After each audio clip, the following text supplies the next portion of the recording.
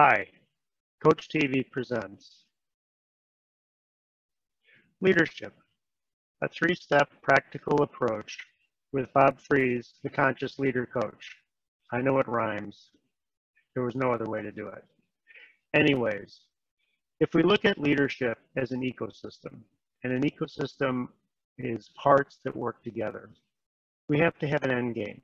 And that end game is to create an inspired cooperation and collaboration within my stakeholder community, thereby generating high-value outcomes. That's really the job of the leader. And there are millions of data points from a lot of different studies that say we have to have inspired people if we want to achieve our results. So how do we get there? And people ask me all the time, how do I do this? Well, let's look at leadership really as a three-legged stool. The first part is, as a leader, I've got to make sure that my team knows what we are all excited about. And I really look at that as our united value drivers. What is pulling us together that drives value on our team and keeps us going? We'll talk more about this in detail in a few minutes. The second part is I have to pay attention to how I show up. And how I show up really is my operational day-to-day, my everyday. And we're going to talk about this in detail in a minute. But it makes such a difference on how I show up with people. And as a leader, I've got to pay attention to that. And the third part is I've got to get in touch with my why. And my why is really my leadership mindset. It's my attitude and my character and getting deep with that. And a lot of coaches here on Coach TV work with people all the time on helping all of us understand our why. And we'll dive into this in more detail in a minute too. So let's go back to these united value drivers. What are the elements of that? First of all, the team has to understand who our stakeholders are. Who are the people that we're serving? What do they need from us? What do they expect from us? And then we need to sit down and we need to understand what are our core values? What are those things that we hold ourselves accountable for? What are those things that are important to us as a team? And then once we've figured that out, we've got our stakeholders in line, we understand what our stakeholders need, we know what our core values are, we can come up with our higher purpose. And our higher purpose is what keeps us going. It's a big part of what inspires us. And then what happens is we start to drive results. And let's face it, everybody wants to be on a winning team. Now, under number 2 on how I show up.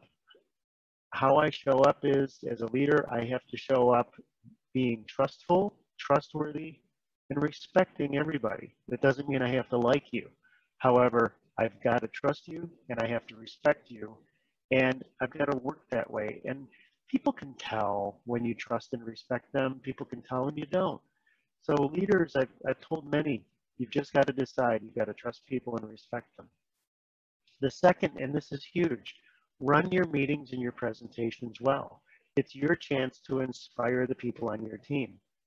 And why do a poor job? Do a good job. Plan your meetings, plan your presentations. We know what goes into a good meeting. We know what goes into a good presentation. Do that well. Do good goal setting. If you don't know how to plan good goals and set good goals and use good SMART goals, learn how to do that and pay attention to every communication you send out. Do the who, what, when, where, why test on every communication. Communication comes up in every client interaction that I have. And then in the discussions and interactions you have with people, are people coming in and having good, valid discussions and interactions, or are they coming in and protecting themselves? When they're coming in and protecting themselves, they're not inspired, they're protecting. So you've got to think about, how am I showing up for people to get their juices flowing? And a lot of that has to do with number 3 is my why. I need to understand what my core purpose is, my beliefs, my values, because they drive my behaviors. And sometimes we're not clear on those things, and it takes some work to get clear on those things. It's important. I have to understand my motivations, my real motivations, and what am I afraid of? Everybody's afraid of something. And when I'm in touch with what I'm afraid of, it doesn't drive me. The third part is my practice of mindfulness and my practice of good emotional intelligence behaviors. Mindfulness is simply on purpose paying attention to what's important with an objective view, or being curious. And that allows me then to practice good emotional intelligence behaviors, and those behaviors come from really understanding what's going on with me within the emotional intelligence model. And these things take work.